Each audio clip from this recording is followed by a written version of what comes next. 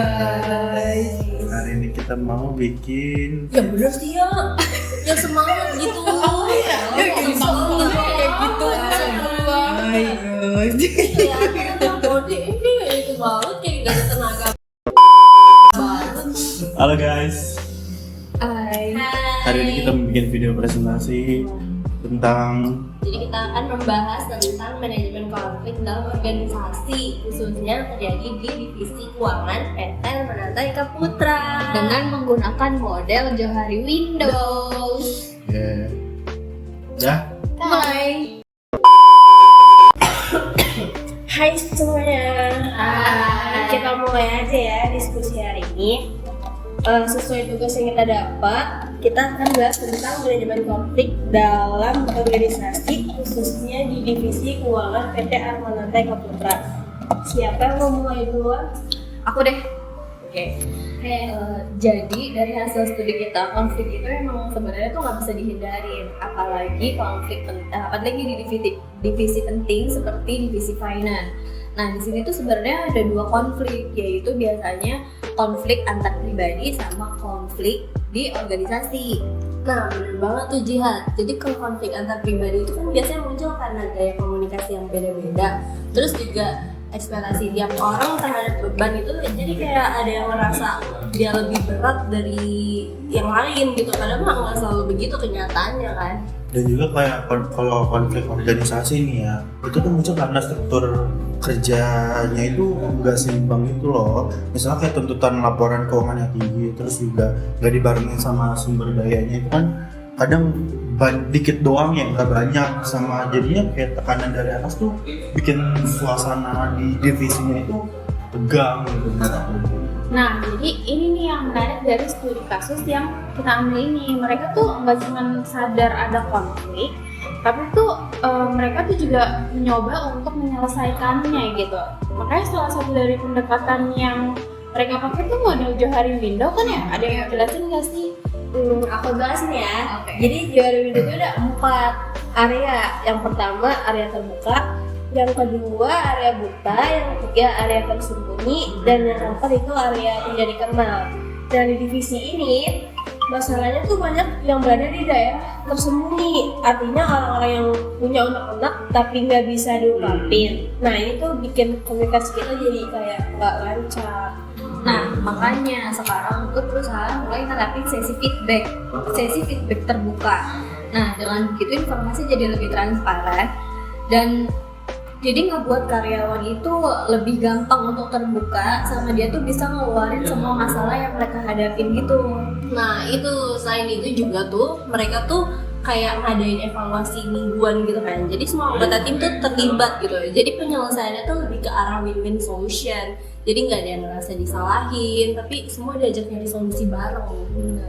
Dan juga kalau pentingnya juga peran pimpinan di sini tuh kayak besar banget, apalagi kepala divisi finance juga bertindak sebagai mediator untuk tim divisi finance itu sendiri. Juga dia kasih contoh untuk menerima kritik dan introspeksi diri aja sih. Ini juga untuk dorongan juga kan buat anggota divisi staff juga buat terbuka. Iya benar. Bener tuh, dari yang kita pelajarin sih pendekatan ini kayak efektif banget ya, nggak sih? Jadi bukan cuma menyelesaikan masalah, tapi juga membangun budaya bekerja yang sehat dan kolaboratif gitu. Terus kita juga bisa mengaplikasikan hal ini ke organisasi kita ke depannya gitu. Setuju sih. Jadi kesimpulannya konflik dalam organisasi itu sebenarnya wajar ya. Tapi harus dikelola dengan strategi yang tepat, komunikasi terbuka, saling percaya, dan penggunaan teori kayak Johari Window itu bisa baru menyelesaikan konflik dengan cara yang konstruktif.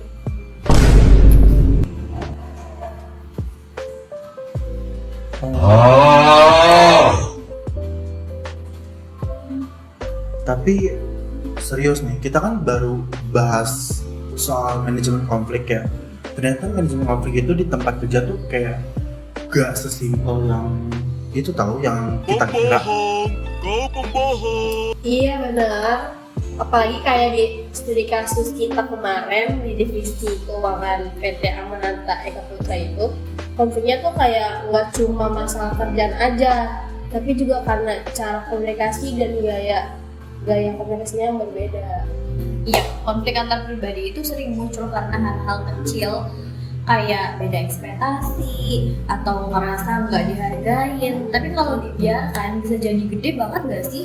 Iya. Dan konflik organisasi juga muncul karena sistem kerja yang gak balance nggak sih? Terus misalnya kayak staff yang dibebani dengan keuangan yang super ketat, terus sumber dayanya juga jadinya minim, ya pasti stres ya sih orang-orang. Nah iya, makanya kan manajemen konflik tuh kayak penting banget gitu. Kalau nggak dikelola, jadi tuh bisa nurunin performa dari tim kan. Terus juga bahkan bikin suasana kerja tuh jadi toxic. Benar.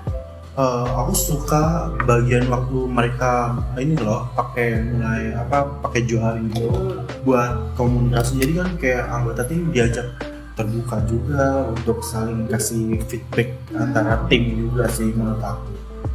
Iya, area terbuka dalam Johari Window itu tuh diperluas lewat open feedback session yang tadi Arya bilang kan. Jadi karyawan nggak takut buat ngomong jujur, tapi tetap sopan dan konstruktif. Ya menurut aku itu keren sih, karena nggak semua pimpinan mau kasih ruang buat timnya ngomong bebas tanpa takut dijudge sama orang gitu loh.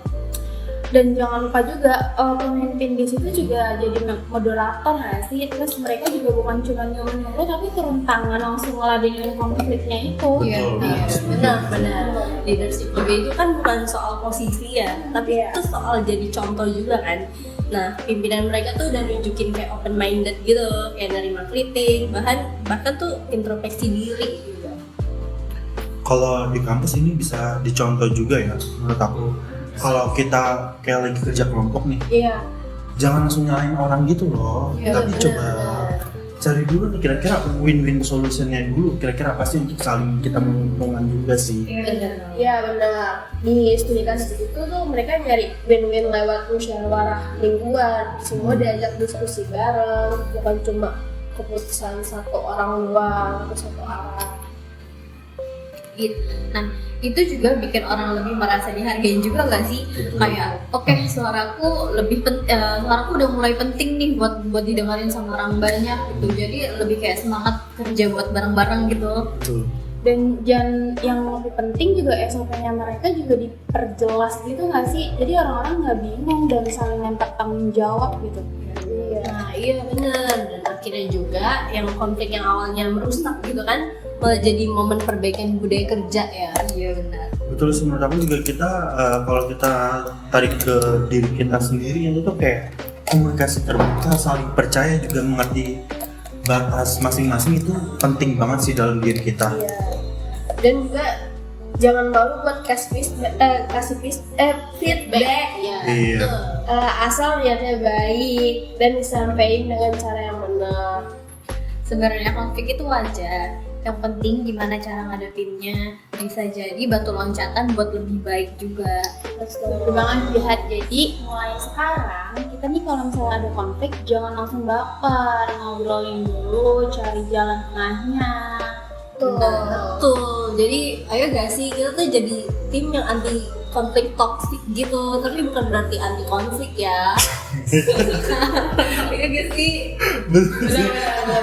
Setuju banget. Setuju banget sih. Apalagi kita kan kita juga yang udah belajar ya dari manajemen konflik bareng gitu untuk kedepannya.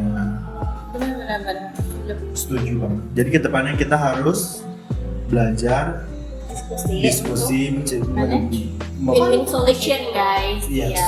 Kita harus mencari feedback, Jalan tengah. jalan tengah. Jangan langsung baper. Betul, aku setuju banget Jadi sih. bisa nyelesain konflik yang kita hadapi untuk depannya.